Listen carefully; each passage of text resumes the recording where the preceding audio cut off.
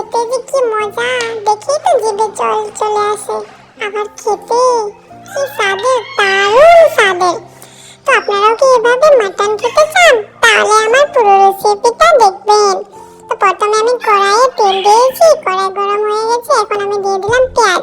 পেঁয়াজটাকে হালকা করে নাড়াচাড়া করে একটু করে ব্রাউন করে নেব। ব্রাউন হওয়ার পর আমি এখানে মাটন দিয়ে দেব। এতো আমার পেঁয়াজ প্রায় হালকা করে ব্রাউন হয়ে গেছে। তারপরে এখানে আমি আমার মাটনটা দিয়ে দেব। মাটন দেওয়ার পর একটু ভালো করে নাড়াচাড়া করে আবার ফ্রাই করব। একটু আমার নাড়াচাড়া করতেছি আমি। এটা ভালো মতো মিক্স করে নেব পেঁয়াজ আর মাটন। তারপরে তো এখানে দিয়ে দিলাম আদা বাটা, রসুন বাটা। তারপরে আমি দিয়ে দেবো এখানে হলদি গুঁড়ো, তারপরে লঙ্কা গুঁড়ো, তারপরে দিয়ে দেব জিরে গুঁড়ো, তারপর এখানে আমি দিয়ে দেব দুটো তেজপাতা, তারপরে দিয়ে দেব গোটা গরম মশলা।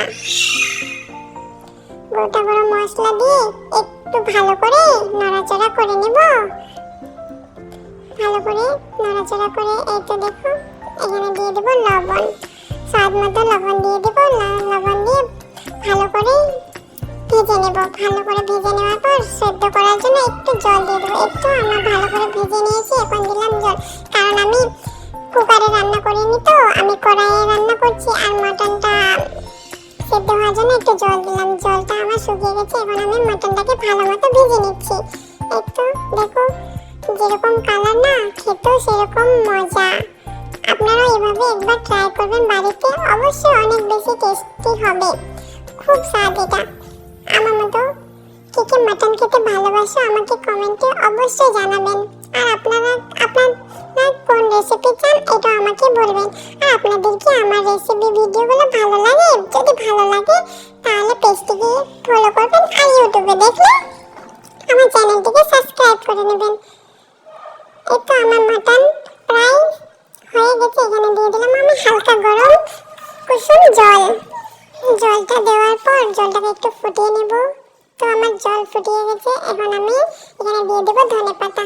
ধনেপাতা দিয়ে আরেকটু ফুটিয়ে আমার রান্না কমপ্লিট। এই তো দেখো আমার রান্না কমপ্লিট হয়ে গেছে। দেখতে যেরকম হয়েছে না, খেতেও সেরকম অনেক বেশি স্বাদের হয়েছে। একবার আপনারা বাড়িতে অবশ্যই ট্রাই করবেন।